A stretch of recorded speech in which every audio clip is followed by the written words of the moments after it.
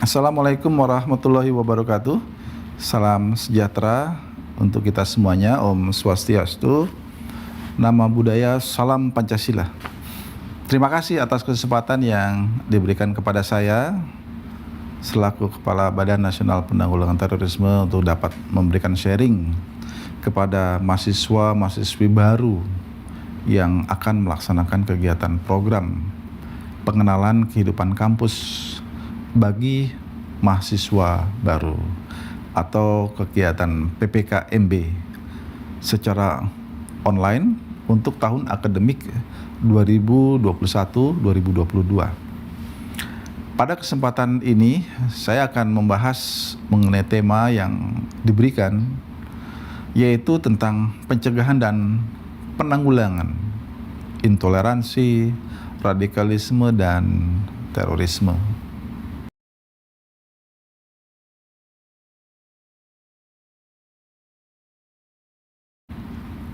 Sebagaimana kita ketahui bahwa Global Terrorism Index, respon PBB, dan indeks potensi radikalisasi, adik-adik sekalian, mahasiswa-mahasiswi yang saya banggakan, untuk dapat memahami bahaya terorisme tersebut, pertama mari kita pahami terlebih dahulu posisi Indonesia berkaitan dengan ancaman terorisme yang menurut Global Index Terorisme mengeluarkan hasil survei yang menjelaskan bahwa Indonesia berada pada peringkat ke-37, naik peringkat dari tahun sebelumnya. Artinya ini semakin besar dia rankingnya, menunjukkan bahwa dampak buruk terorisme ke negara kita tidak memberikan arti atau dampak yang mengkhawatirkan bagi masyarakat. Kategori medium tentunya dengan ranking tersebut dapat dimaknai dari posisi Indonesia pada tingkat dunia. Pada tingkat regional di Asia Tenggara, Indonesia masih lebih aman dibandingkan dengan Filipina, Thailand, dan Myanmar. Hal ini sejalan dengan survei yang dilaksanakan oleh BNPT juga, yang bekerja sama dengan Alfara Research dan Nazaruddin Umar Foundation, yang menyatakan bahwa tren potensi radikalisme di Indonesia menurun dari tahun 2017 sebesar 55,2%. Jadi masuk dalam kategori sedang, dan tahun 2019 sebesar 38,4%. Kategorinya rendah dan menjadi 14% di tahun 2020 yang lalu. Jadi kategori sangat rendah. Dengan demikian disimpulkan bahwa saat ini tren potensi radikalisme cenderung mengalami penurunan. Namun secara global kita harus selalu waspada, karena banyak penyebaran paham radikal terorisme yang dilakukan melalui online. Hal ini juga diserukan oleh Perserikatan Bangsa-Bangsa dengan mengeluarkan resolusi nomor 2532 pada tanggal 1 Juli 2020 yang lalu dalam rangka menjaga perdamaian dan keamanan internasional di masa pandemi. Yang isi seruannya adalah meminta agar dilakukan dengan segera gencatan senjata di daerah konflik di berbagai belahan dunia. Namun permintaan gencatan senjata tersebut tidak berlaku bagi operasi terhadap jaringan teroris internasional, antara lain ISIS, Al-Qaeda, dan juga satu lagi adalah Taliban ya. Hal ini menunjukkan bahwa upaya pemberantasan terorisme internasional tetap dijalankan walaupun sedang menghadapi pandemi. Selain itu, United Nations Counterterrorism Executive Directorate telah mengeluarkan policy paper mengenai ancaman terorisme dan ekstremisme berbasis kekerasan di masa pandemi dengan mengingatkan negara-negara anggota PBB terkait dengan ancaman risiko jangka pendek dan jangka panjang terorisme di masa pandemi. Dari policy paper tersebut, dua hal yang menjadi fokus utama penanggulangan terorisme, yaitu satu, fokus pada upaya penanggulangan terorisme terkait penyalahgunaan internet atau misuse of cyberspace oleh kelompok jaringan teroris. Dalam hal ini merupakan naratif yang dikumandangkan, disebarluaskan oleh jaringan teroris. Jadi ini sebuah propaganda. Upaya negara untuk menangani kekecewaan di masyarakat yang dapat menjadi pemicu radikal terorisme dengan fokus utama pencegahan dan pendekatan lunak atau soft approach. Komposisi penduduk dan penetrasi pengguna internet di Indonesia. Adik-adik mahasiswa yang saya banggakan, pada tahun 2021 ini Indonesia telah memasuki fase bonus demografi. Kita tahu bahwa fase bonus demografi ini bisa berlangsung sampai 2045 yang ditandai dengan jumlah penduduk usia produktif di rentang usia 15 sampai 64 tahun yang lebih besar dibandingkan dengan penduduk usia non produktif. Menurut sensus BPS tahun 2020, jumlah penduduk Indonesia saat ini didominasi oleh generasi Z, lahir pada kurun waktu tahun 1997 sampai 2012 dan generasi milenial, generasi sebelumnya, yaitu lahir pada tahun 1981 sampai dengan 1996. Jumlah generasi Z sendiri berdasarkan sensus hari ini berkisar di angka 74 juta jiwa, setara dengan 28% dari total populasi sementara. Generasi milenial mencapai 69 juta atau sekitar 26% dari total populasi kedua generasi ini.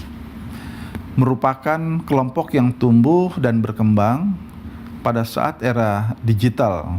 Jadi digital generation bisa disebut seperti itu, berkembang pesat sehingga sangat cepat beradaptasi dengan teknologi informasi. Semua kita sangat tergantung hari ini dengan sarana teknologi informasi yang kita miliki masing-masing. Oleh karena itu, kedua kelompok generasi ini menjadi penting dalam menggerakkan roda pembangunan nasional, sekaligus tentu kepada kelompok generasi ini adalah generasi pemuda-pemudi yang akan menjadi penentu bagi masa depan Indonesia. Namun demikian, kita dihadapkan pada sebuah tantangan di era digital pada tahun 2021 di mana penetrasi pengguna internet yang hari ini jumlahnya 202 juta pengguna di Indonesia atau sebanyak 73% dari total penduduk Indonesia yang berjumlah 274 juta jiwa. Pada aspek produktivitas, tentunya perkembangan era digital ini sangat membantu dalam menyelesaikan hambatan jarak dan waktu. Dunia menjadi global village, tetapi jika penggunaannya tidak dibekali dengan literasi yang baik, etika, pemahaman hukum yang baik, dan bijak dalam pemanfaatan informasi, tentu hal ini dapat menjadi ancaman yang dapat menimbulkan sebuah kondisi yang tidak baik, bahkan mengarah kepada konflik di antara sesama anak bangsa, sampai kepada terjadinya disintegrasi bangsa kita. Intoleransi, radikalisme, dan terorisme. Memahami terorisme dari hulu, kita perlu mewaspadai tentunya berkaitan keberadaan dari kelompok intoleran yang memupuk tumbuh kembangnya radikalisme bagi para anggotanya hingga terlibat dengan kelompok teror. Dalam hal ini kelompok intoleran membangun fase radikalisasi yang dijabarkan ke dalam beberapa fase hingga terlibat pada kegiatan kekerasan atau bahkan mengarah kepada terorisme. Jika mengacu pada hal tersebut, maka kelompok intoleran ini tidaklah secara langsung terafiliasi dengan kelompok teror, namun membentuk dan mempersiapkan individu yang membangun keterikatan dengan ideologi tertentu hingga kemudian dapat menumbuhkan fase radikalisasi dan mengglorifikasi kegiatan-kegiatan yang dapat menjadi katalisator bagi individu untuk bergabung dengan kelompok jaringan teror. Melalui piramida model radikalisasi, Diego Muro menjabarkan kelompok-kelompok intoleran ini sebagai hulu yang akhirnya bermuara pada kelompok teror di hilir. Pada piramida tersebut, simpatisan memiliki jumlah yang lebih banyak daripada kelompok teror. Kelompok pendukung pada bagian tengah merupakan kelompok yang dapat dikatakan sebagai kelompok radikal, dan kelompok ini pola pergerakan organisasi dilaksanakan melalui beberapa tahapan. Di antaranya adalah cara 5 penyampaian dan pembingkaian gagasan kepada masyarakat dalam kegiatan yang disediakan sebagai sebuah framing, mobilisasi sumber gerakan, mobilizing, dan pengambilan keputusan atau decision making. Di Indonesia sendiri, kelompok intoleran, radikal, dan teror dapat dibedakan lebih detail sebagai berikut. Kelompok intoleran, kelompok ini memiliki 3 komponen, yaitu ketidakmampuan menahan diri untuk tidak menyukai individu atau pihak lain, sikap mencampuri dan atau menentang sikap atau keyakinan orang lain, dan dengan sengaja mengganggu kelompok orang lain. Kelompok intoleran dapat dipahami sebagai kelompok yang menghimpun komponen intoleransi tersebut. Diego Durgo menyebutkan bahwa pada tataran sympathizer, mereka setuju dengan penyebab yang menjadi landasan kelompok teror. Hanya saja mereka tidak menyetujui kekerasan yang dilakukan oleh para teroris. Jadi dia intoleran, tapi kekerasan yang dilakukan oleh jaringan teror, dia tidak menyukai hal tersebut. Kelompok radikal, kelompok ini ditandai dengan adanya tindakan kekerasan yang juga mendukung tindakan teror, baik secara material, finansial, dan juga support terhadap kelompok teror. Kelompok radikal memiliki peran penting dalam mendukung aktivitas teror. Pada kelompok ini, individu sudah pada fase radikalisasi dan menunggu adanya katalis event atau fenomena katalisator yang memantik individu sehingga akhirnya memutuskan untuk berbagi atau menggabungkan diri dengan kelompok teror. Jadi proses radikalisasi itulah yang tentunya kita sama-sama harus mewaspadai, terutama adalah para generasi muda. Oleh karena itu janganlah kita dengan mudah begitu percaya pemanfaatan atau informasi di dunia maya ini dengan menerima mentah-mentah begitu saja setiap informasi, apalagi ini berkaitan dengan ideologi kekerasan, terutama ideologi yang dikumandangkan, disampaikan oleh kelompok jaringan terorisme melalui dunia maya.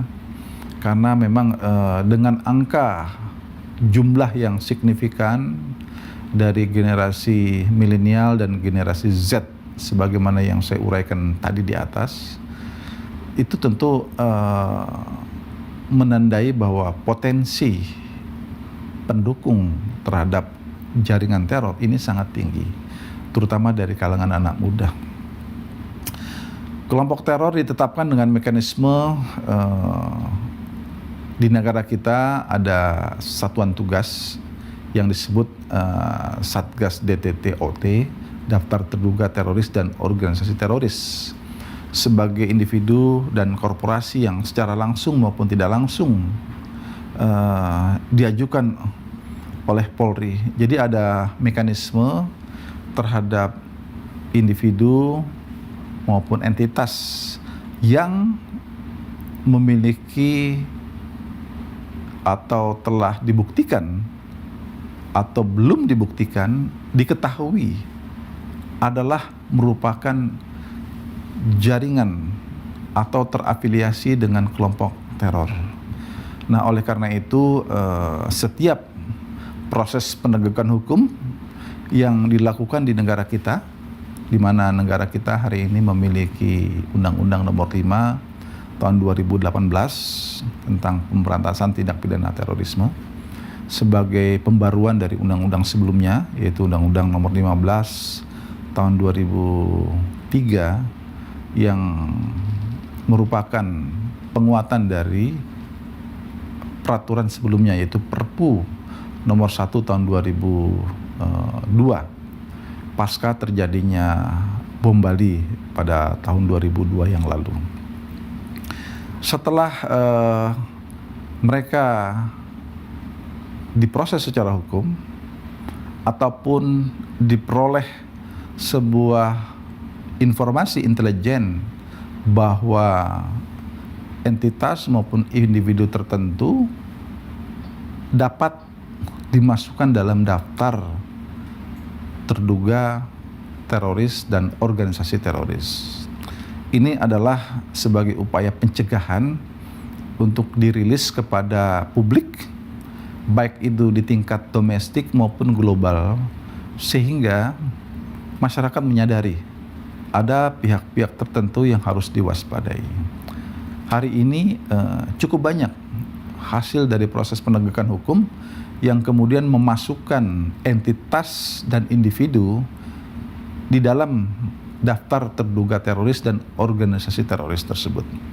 Jadi ini adalah sebuah proses dalam rangka memberikan akses kepada publik, sehingga tentunya publik menyadari, dan dengan adanya informasi tersebut kita harus terus sama-sama melakukan kolaborasi, kerjasama agar upaya-upaya penanggulangan terorisme ini dapat berjalan secara simultan, sinergi dengan kolaborasi, sehingga dapat menghasilkan sebuah kekuatan yang sangat maksimal bagi negara di dalam mengantisipasi kejahatan terorisme ini.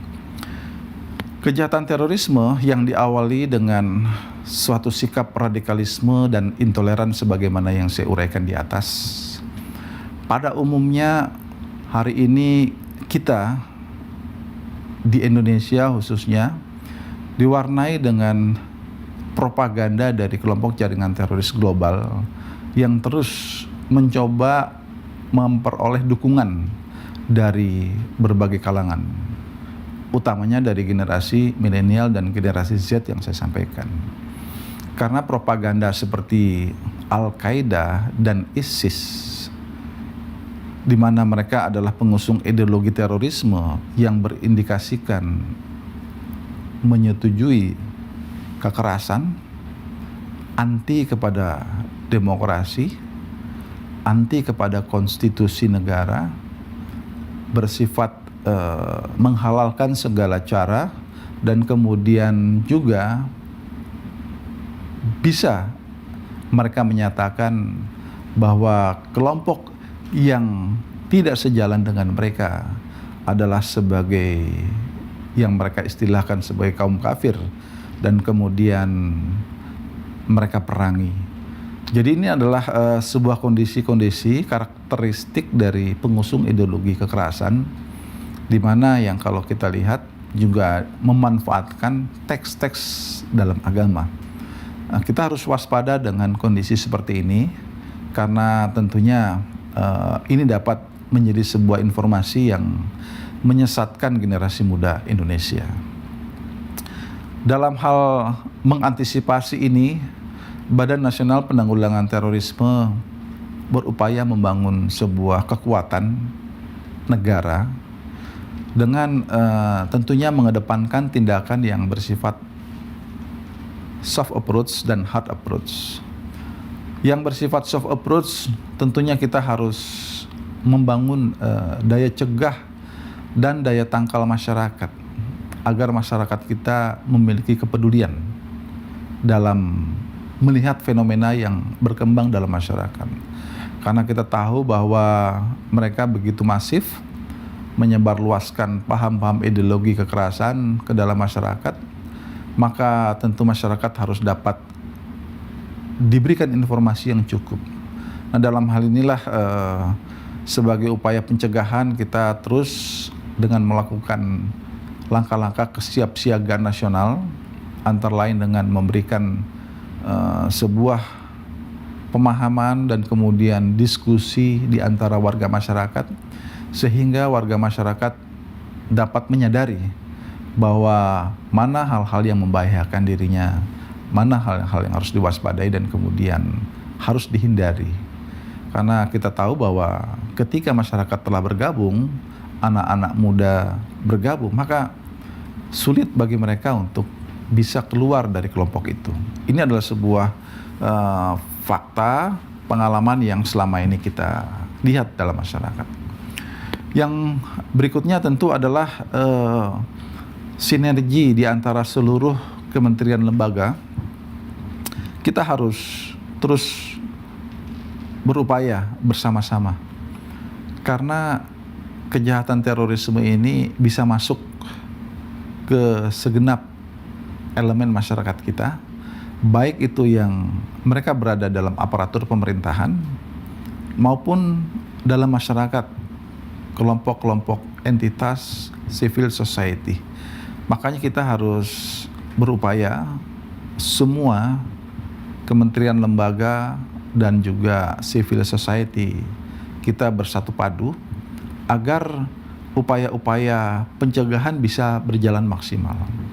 Ini sudah terus kita lakukan dalam kegiatan-kegiatan yang tentunya dapat menjadi sebuah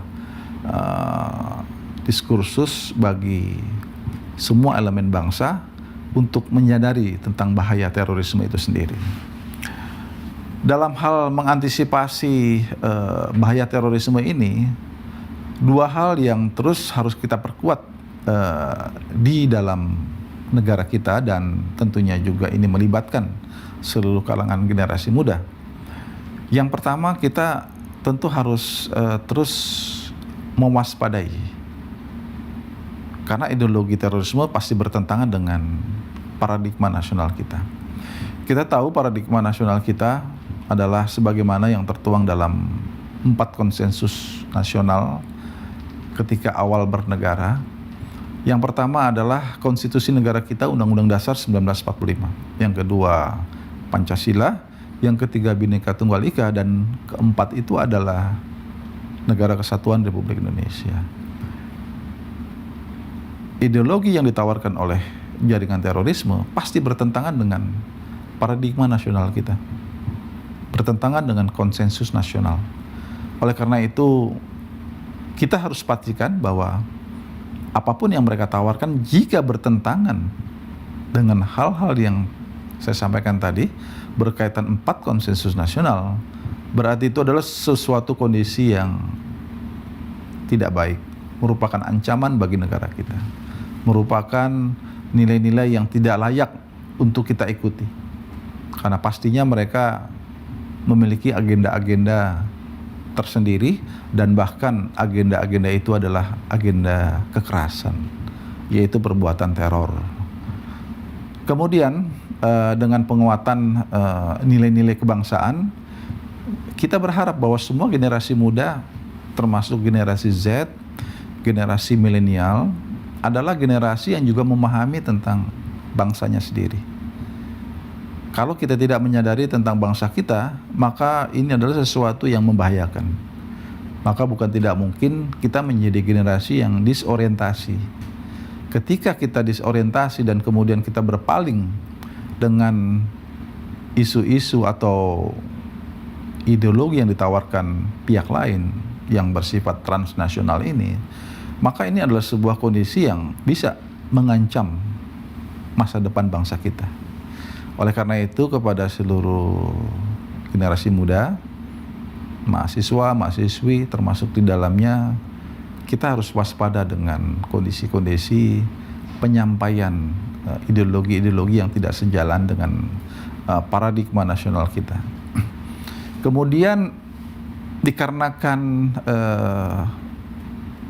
jaringan teror ini sering sekali, acap kali istilahnya, menggunakan teks agama di dalam propagandanya, maka kita harus senantiasa melakukan penguatan moderasi beragama. Nah, moderasi beragama ini tentu kita sebagai negara yang berdasarkan Pancasila, kita sangat mengedepankan sikap toleransi, sikap saling hormat menghormati di antara pemeluk agama lainnya, tidak mempertentangkan perbedaan agama di antara warga negara, bisa hidup berdampingan secara damai satu sama lainnya dan menghormati segala bentuk keyakinan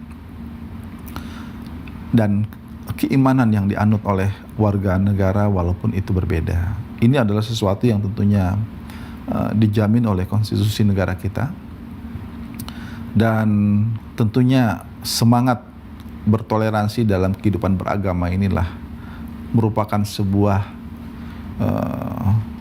kewajiban bagi generasi muda di seluruh Indonesia untuk terus melestarikan semangat sebagaimana yang telah dituangkan oleh para leluhur kita, baik itu di dalam konstitusi negara kita maupun dalam nilai-nilai luhur ideologi negara kita, Pancasila. Badan Nasional Penanggulangan Terorisme terus ke depan akan tetap mengajak seluruh komponen bangsa untuk bersama-sama terus mewujudkan tujuan nasional kita. Yang pertama, tentu kita tahu bahwa tertuang di dalam mukadimah Undang-Undang Dasar Negara kita melindungi segenap tumpah darah dan bangsa Indonesia. Yang kedua adalah mencerdaskan kehidupan bangsa, memajukan kesejahteraan umum, dan kita bertekad turut serta mewujudkan perdamaian dunia. Ini adalah amanah konstitusi yang tentunya menjadi hal yang dapat kita pahami bersama dan kita implementasikan di masa kini dan yang akan datang. Itulah tentunya sebagai modal dasar kita sebagai bangsa Indonesia, yang tentunya apabila kita yakini nilai-nilai luhur tersebut akan menjadi modal besar bagi kita bangsa Indonesia untuk terus bergerak maju menjadi bangsa yang hebat, bangsa yang maju, bangsa yang tentunya memiliki karakteristik nilai budaya luhur bangsa kita, di mana kita memiliki semangat untuk hidup berdampingan secara damai, bergotong royong, tentunya untuk mewujudkan Indonesia yang harmoni. Ini adalah merupakan sebuah tanggung jawab bersama, terutama tentu kepada seluruh kalangan generasi muda. Hendaklah terus kita waspada dengan segala bentuk nilai-nilai yang tidak sejalan dengan nilai-nilai luhur bangsa kita, dan kemudian tetaplah terus bertekad untuk menjadikan bangsa Indonesia menjadi bangsa yang hebat. Mahasiswa, mahasiswi berperan sangat besar di dalam mewujudkan masa depan Indonesia yang lebih hebat. Tentunya Indonesia juga berada di tangan mahasiswa-mahasiswi semuanya di masa yang akan datang. Oleh karena itu kami berkeyakinan bahwa dengan semangat mencintai nilai-nilai luhur bangsa kita, kemudian mengimplementasikan apa yang telah disampaikan tadi mengenai 4 konsensus nasional yang merupakan paradigma nasional kita, maka kita akan bisa menjadi bangsa yang hebat, selamat dari berbagai ancaman, bahaya yang tentunya setiap saat bisa menghampiri bangsa kita. Terima kasih, selamat belajar, sukses untuk Anda semuanya, dan jangan kecewakan orang tua Anda, jangan kecewakan tentunya seluruh kerabat sahabat Anda yang menanti Anda untuk menjadi orang yang hebat. Terima kasih. Wassalamualaikum warahmatullahi wabarakatuh. Om Santi Santi Santi Om.